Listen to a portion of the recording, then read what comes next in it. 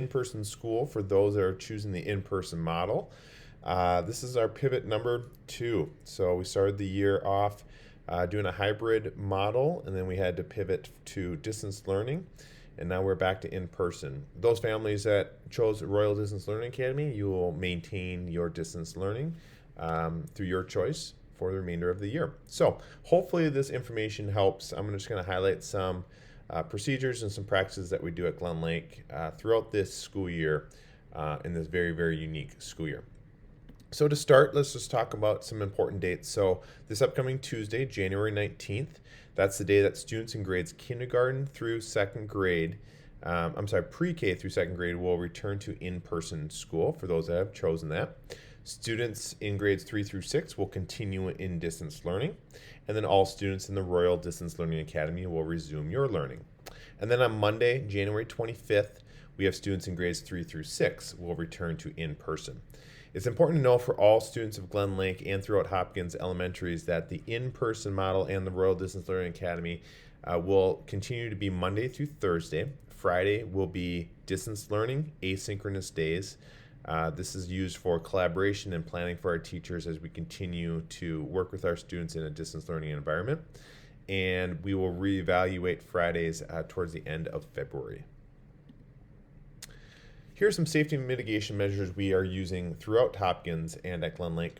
Students and staff will continue to be required to wear masks while in the building. Teachers and school staff working directly with students are strongly encouraged to wear masks and face shields when possible. Our classroom cohorts will be maintained during lunch and recess. What that means is we're not going to be mixing with other classrooms and other grade levels. So playground, they'll have designated areas for classrooms to play on, and then in the cafeteria as well will be partitioned off into thirds, and classrooms won't be mixing with other classrooms. We'll maintain those cohorts. And similar to that for our specialist teachers, music, physical education, Spanish, social emotional learning, talent development, media, literacy, and art, they will remain with one grade level for each of the rotations that lasts approximately 6 to 7 weeks. And again, this allows us to maintain our cohorts and not allow mixing between classrooms and grade levels. Additional safety mitigation measures. Staff will have the option to access saliva testing every 2 weeks on site here at Glen Lake. Students should be maintaining 3-foot distancing whenever possible, and staff should be maintaining 6-foot distancing, both between staff, other colleagues, and between students themselves. There'll be nightly disinfecting of learning spaces that will continue from the fall. And then our visitor policy will remain the same, which entails just essential visits only. So if you have some item or some situation comes up, we believe a visit is essential, feel free to contact Barb or Connie in the office or myself, and we can help you with that visit. This is very important for us to continue with this model and return to in-person. We need a cooperation from our families. We need it from each and every one of you. And to do that, part of that is completing your daily health screening for your scholar each and every day. So if you are going through this checklist and you notice that after going through that it's recommending that you stay home, we please ask for your understanding and cooperation in keeping your scholar home when sick. That way we can continue on with our in-person learning model for the remainder of the school year. So I'm going to move on now to arrival and pickup. This is something that's been new this year. We've made some adjustments and it went really, really well. And I've said it from the start, it's gone well only because of the cooperation and understanding from all of you in following this procedure. So here it is. So for our arrival, we are asking that students stay in their car with their parents outside the school building until 8:40. At that time, you'll start to see some school staff come out on the sidewalk or the front loop and wave to you, and that at that time you're allowed to let your scholar out of the car at 8:40. What this does is just prevents the large group of students gathering in the foyer that has been happening in the past years, and now we just need to make sure we are staggering the entrance into the building of our scholars. At 8:40, we're only allowing 7 cars at a time to be allowed to let their students out. So we have, it's pretty much right where the crosswalk is and beyond. Those are the 7 spots. So if you're waiting in line, we ask for your patience to wait for those cars to move up. Please don't pull around for the safety of all. So please wait in line until all 7 cars move forward, and then we'll move the next 7 up. It works well if we're just patient and allow it to happen. So once out of the car, students will go to assigned entrances. So we have 4 different entrances for our students to go through. First grade students in Miss Dishinger's class and all second grade students will be going through door I, which is up by the vegetable garden. Third and fourth grade students, they will enter through door J, which is right by the media center. Kindergarten students and first grade students in Miss Thomas's class will go through the main entrance. And then our 5th and 6th grade students, they will go around our building, a long walk to door G through the recess doors. Now, what we've been telling families of 5th and 6th graders is there's multiple spots that you can drop off rather than the front loop. You could drop off in the staff parking lot, which is much closer to door G. Some are dropping off down by the hockey rink, which they can just walk across the playground then to enter through door G, as well as down by the tennis courts. So feel free to use any of those drop locations. It actually will prevent you from getting in line in the front loop, and 5th and 6th graders are old enough and responsible enough to make that walk to door G from those drop points. So on arrival, we will have staff present to guide students to the door, so they're entering the correct one. Some students may have forgotten, some will remember easily, but please know that we're going to have staff supervising and helping them into the building. And students who are arriving by bus, you will enter one bus at a time. So Mr. Mark is outside there as buses arrive, and if we notice that multiple buses arrive at the same time, he'll hold one bus and just allow students in one bus at a time enter. So again, students in grades K through 4 will enter through door B from the bus. And if you're a 5th and 6th grader, you'll just walk around to door G. So here are the expectations that I am asking of our parents who are dropping off their child. You've heard me say it before. Please just be patient, wait in line. It does go fairly quick. I know sometimes we can feel rushed trying to get to work, but the more patience we can show, the safer it is for all. Wait until 8:40 to drop off your child. Wait until you are in the designated drop-off spots. Please don't pull around. Please stay in your vehicle when at all possible. What really slows it down, what really makes it unsafe, is when we have parents leave their driver's seat to open the door to help their child out. We have staff that can help do that, and if you absolutely feel like you have to get out, we ask that you park. It's actually a very safe option to park, help your child out, walk them to the crosswalk. We have Miss Monica there in the front entrance that she can help ensure that you're getting through the crosswalk safely. So please park if you feel like you have to get out to assist your child. And then please slowly exit the front loop. So I won't spend too much time on this map, but this is again just shows the entrances that students will use, as well as the drop-off zone for the 7 cars. So we will have double the amount of cars that we had in the hybrid model. And in the hybrid model, though, we were pretty much having most people into the building by about 8:55, with some other cars arriving between 8:55 and 9:03.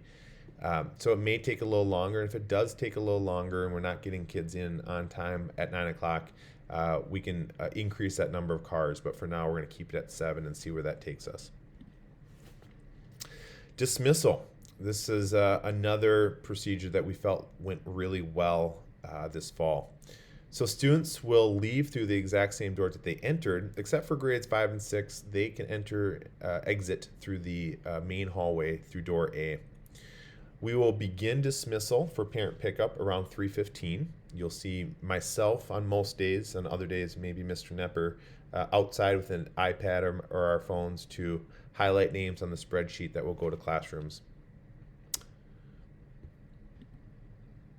The rest of parent pickup students will be dismissed at 3:30. So what that means is, as if you're getting in line between 3:15 and 3:30, that's when your names, we'll highlight names. But at 3:30, all students that are remaining in classrooms will come out to the main entrance and wait for their rides. It's actually recommended, as I said before, we have double the amount of cars. What we noticed in the fall was most of the students were picked up by their parents at 3:30, which is our usual dismissal time. So it may work for you, if it works for your schedule, to actually not even arrive until 3:30. You're probably going to wait in line less amount of time and be able to pick up your son or daughter very quickly at 3:30. So as we think about more cars, you may help us, and it may help you to actually arrive a little bit later at 3:30 to pick up your child. Kindergarten students will still be walked out to Kindergarten Island by a staff member to wait for the parent pickup. So that will be the same as it was in the fall. And I'll talk a little bit more about that here in a little bit. But this makes the process go extremely smooth is when you have your nameplates in your car. We've handed these out to families in the fall. Now, those of you that have switched learning models from distance learning to in-person, you don't have these, I don't believe. But you can easily make one. And all you're doing is just writing your student's last name and student's first name nice and big on a piece of paper, keeping that in your car at all times. So that every single day you're picking up your child, you can have this nameplate. Teacher's name also helps as well as grade level. So when I'm out there with my phone and I'm highlighting names, the more visible this nameplate is, the quicker the process goes. So with Kindergarten Island, all kindergartners will be walked out to the center of the front loop. We call that Kindergarten Island. We no longer have the nice big white tent out there, but we do have an area that's plowed of snow where students and staff can stand. Parking in the front loop is only reserved for kindergarten families during pickup time. So we're asking that no other families park unless it's an absolute emergency to enter the building for a reason. But please, it's only for kindergarten families, because then kindergarten families will park, get out of their car, go get their son or daughter from the front loop area, Kindergarten Island, and then re-enter their car to exit. Siblings of kindergarten students will then cross in the crosswalk to Kindergarten Island to wait for their parents' ride as well. So just another map of the Kindergarten Island, and please note again that the kindergarten, the parking is only reserved for kindergarten parents at the end of the day. So as we return, we've been in distance learning now for a while. You may ask the question, how can I prepare my child for the return? Here are some key things to remember. Please have masks. Multiple masks is always helpful, just because sometimes they get moist when you're breathing a lot, whether they're outside or during Phi-Ed. So to have multiple masks is a good idea. Ensuring those are clean is also recommended. And then in case you misplace one, it's always good to have an extra one on hand. We're still in winter, and we're kind of still in the dead of winter, so please have snow gear for your child. We will be outside frequently for recess. I know Coach B wants to get kids outside for Phi-Ed, as well as just outdoor snack breaks, so snow gear is going to be essential. This year, we didn't do community supplies in classrooms. Supplies were maintained by each student, and for many grade levels, it was brought to and from school every day.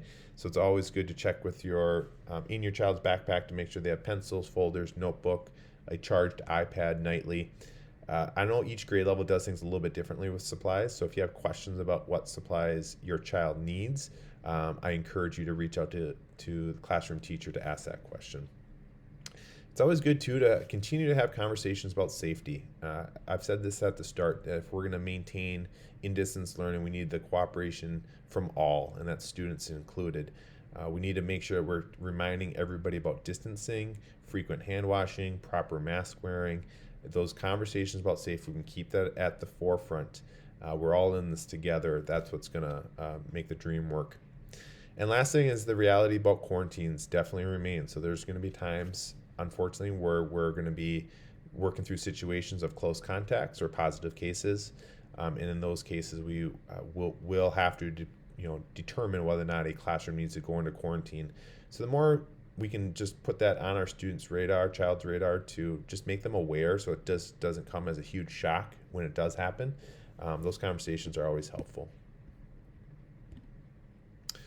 Well, thank you, Glen Lake. I really appreciate all your understanding throughout this incredibly challenging year. Our community has been remarkable. The amount of support that we have received from you, to our teachers, to myself, to our office staff, to Kids & Co.